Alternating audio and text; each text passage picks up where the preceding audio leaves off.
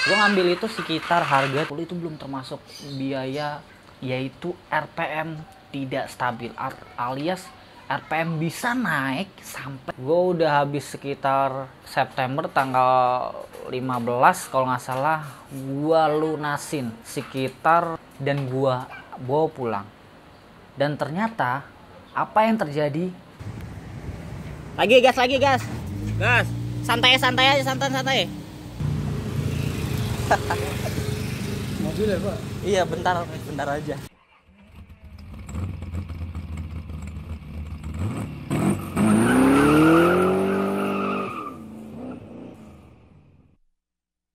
Halo, selamat sore semuanya. Assalamualaikum warahmatullahi wabarakatuh. Kali ini gue akan bercerita sedikit tentang pengalaman gue mengambil sebuah E36 323i tahun 96. Sebelumnya perkenalkan dulu, gue Muhammad Soleh. Gue masih kuliah di Institut Bisnis Nusantara pada gue saat ambil mobil itu. Sekarang tahun 2020, alhamdulillah gue sudah lulus kuliah di kampus tersebut. Oke, lanjut. Gua punya pengalaman buruk tentang mengambil mobil E36 323i ya, yang 2500 cc tahun 96 yang pre-facelift. Gua ngambil mobil 323i di JBA Lelang tanggal 31 Agustus 2018, 2 tahun lalu.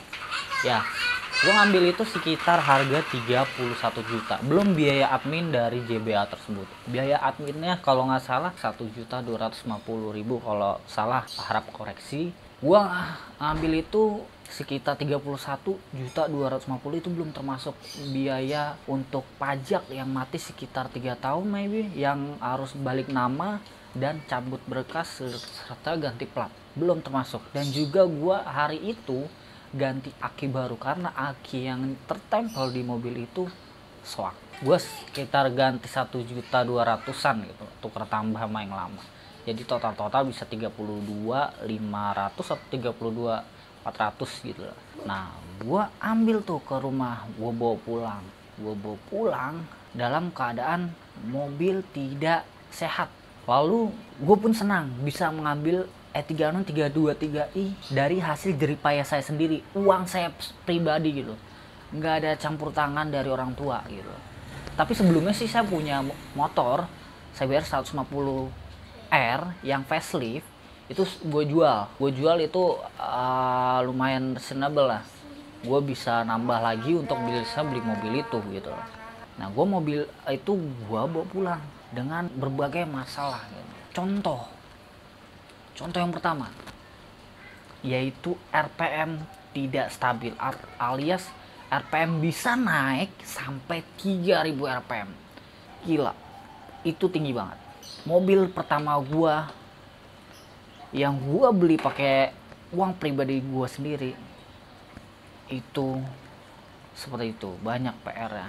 Jadi ketika itu ya gua masih awam lah soal BMW. Gue pakai lah jalan-jalan sama temen, terus gue pakai juga sama keluarga, dengan kadang-kadang RPM bisa nyentuh 3000 idle. Ya gue ngakalinya gue masukin D bisa turun sampai 1000. Itu harus gue tahan rem. Oke, lanjut. 2 bulan kemudian mobil gue mogok. Kebetulan mogoknya di rumah karena nggak dipanasin selama seminggu. Biasanya gue panasin selama 3 hari. Kali ini gue panasin sekitar seminggu. Mobil bisa di starter tapi mesin gak hidup. Pusing gue. Habis itu mobil ngejogrok berbulan-bulan sampai awal 2019. Lalu gue hubungin abang gue. Kebetulan abang gue itu montir dari Nissan Pajajaran, Nissan resmi ya. Gue hubungin, kata abang gue, ini kayaknya full pump dibawa sama dia, dicek apakah bermasalah atau enggak. Dan akhirnya pernah suatu hari nyala gitu loh. Suatu hari nyala sama abang gue, nyala cuma sehari. Besoknya itu udah gak nyala lagi, udah gak nyala. Walaupun nyala, itu udah gak normal. Semua indikator di speedometer itu gak nyala, mesin ngeraung, semuanya tuh gak bener gitu loh. Gue juga agak ragu kalau misalkan bawa bengkel dalam keadaan kayak gitu. Alhasil Sekitar 2 bulan setelah itu, kondisi gue lagi magang di suatu televisi swasta ya. Gue hubungin mekanik BMW itu dari Facebook kalau nggak salah, atau dari website begitu. Hubungin, datang tuh ke rumah, banyak apa yang harus diperbaiki. Contoh, katanya harus di delete EWS. Udah tuh delete EWS, bawa ke rumah ECU-nya, nggak hidup juga. Alhasil setelah udah dioprek-oprek sama mekanik juga kagak hidup, sekitar kalau nggak salah Oktober 2019 gua derek mobil gua. Videonya ada di sini.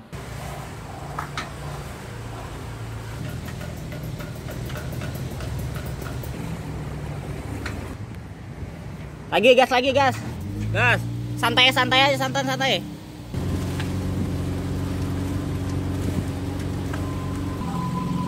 Sal, gimana? Aman gak, Sal?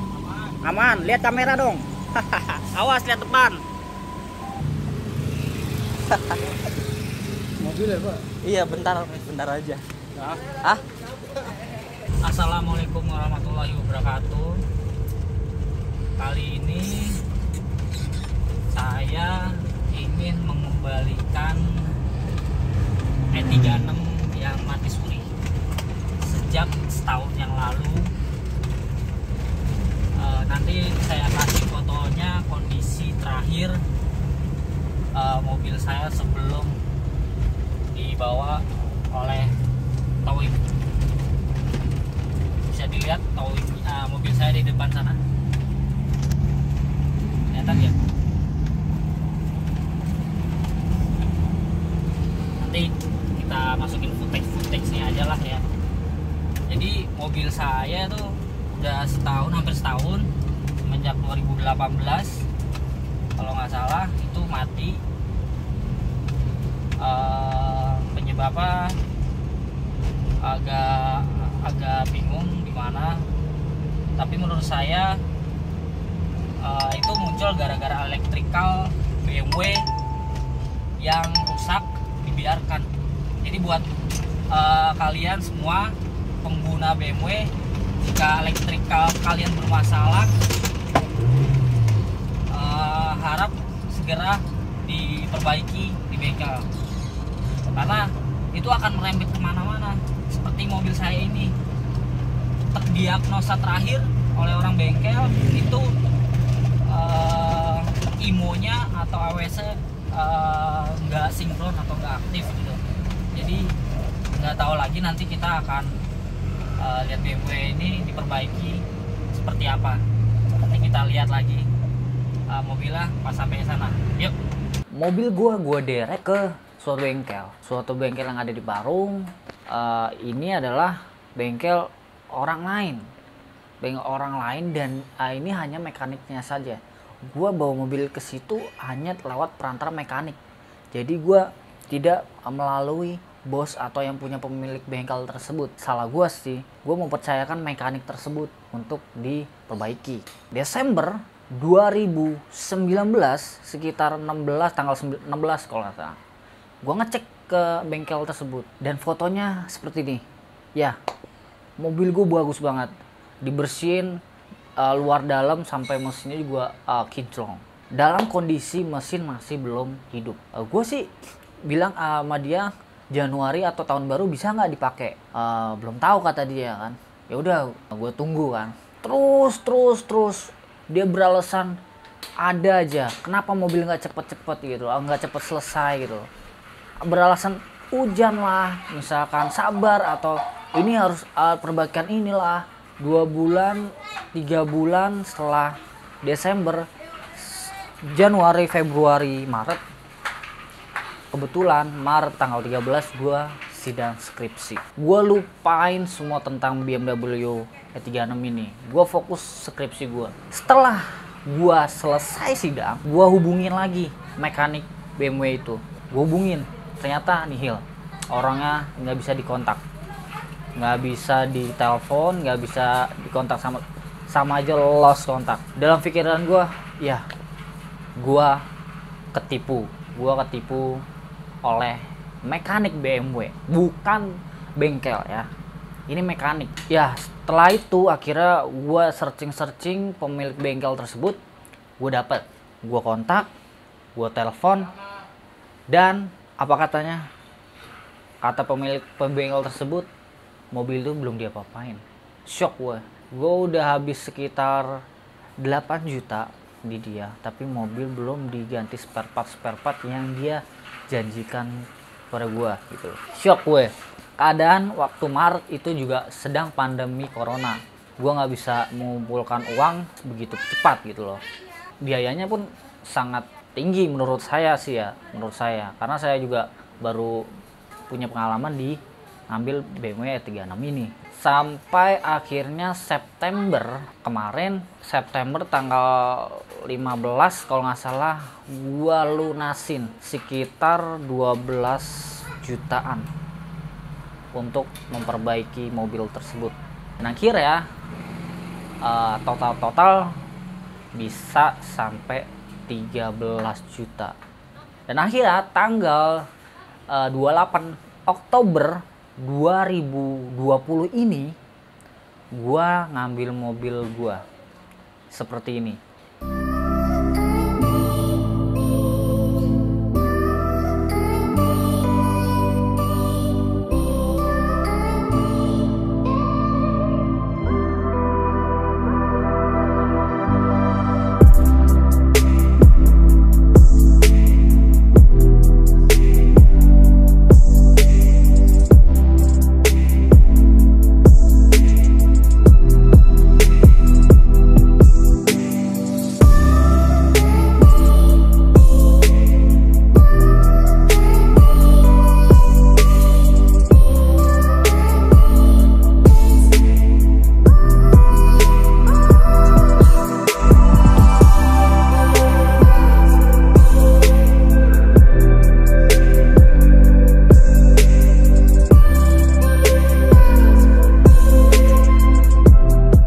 Mobil gua ambil dan gua bawa pulang, dan ternyata apa yang terjadi?